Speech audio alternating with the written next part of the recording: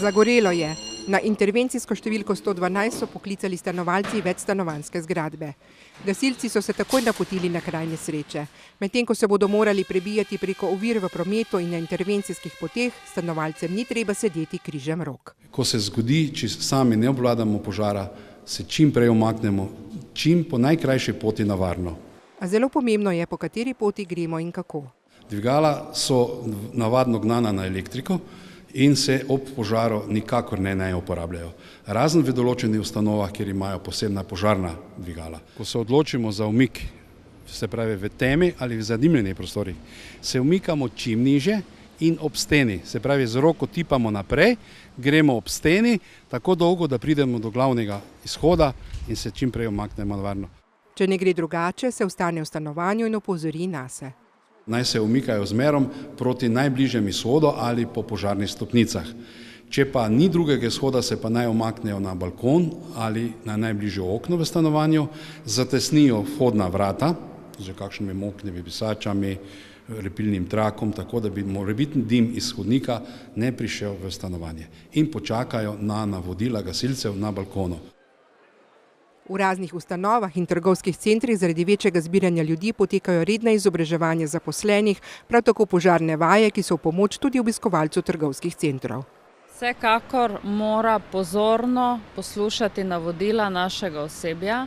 Namreč naše osebje je izobraženo za primer evakuacije, prav tako je izobraženo tudi osebje v naših trgovinah in lokalih, ki bi v primeru oziroma bodo v primeru neljube situacije evakuacijo speljali. Zato je izjemno pomembno, da poslušajo navodila tako posameznikov, kakor tudi alarmiranja oziroma obvestil po ozvočenju v trgovskem centru. Prav ob nenadnih požarih in drugih intervencijah je izredno pomembno, da so interventne poti brez ovir. Zato morajo poskrbeti vsi. Vsi evakuacijski izhodi, vse interventne poti so zato označene in so stalno nadzorovane. Vedno naša varnostna služba, kakor tudi naše tehnično osebje, preverja prostost evakuacijskih poti. Vsi evakuacijski hodniki znotraj stavbe morajo biti popolnoma prazni in prehodni za primer neljube situacije, da se bodo čez nje umaknili naši obiskovalci.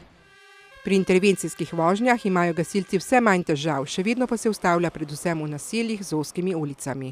Težav imamo tam v teh ozko oziroma v strnjenih naseljih, teh blokovskih naseljih, sploh v kakih nočnih časih oziroma v sobotah, nedeljah, ko je glavnina ljudi doma in tudi parkira svoja vozila pred bloki. Gasilci velikokrat pri zgradbah naletijo na manjše in večje ovire, ki jim jemljajo prepotrebni čas, ko bi že lahko bili na kraju nesreče. Je pa problem za avtolestev.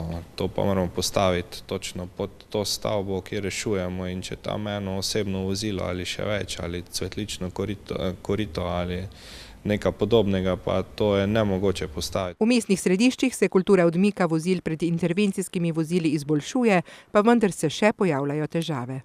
Moram reči, da se to še kar prijelo in da je kultura samega odmikanja, kar se tiče državljanov Republike Slovenije in pa tega malo bolj razvitega dela Evrope, zelo popravilo in da deluje. Samega voznika, koliko je paničen, kako odreagira v tistem času, a ima na glas glasbo, ali nas sliši pravočasno, ali nas vidi pravočasno. Mi vlagamo v vozila, maksimalno osvetljujemo jih, dajemo najbolj močne sirene, kaj je možno, ampak več kot pa to pa mi na žalost ne moremo narediti.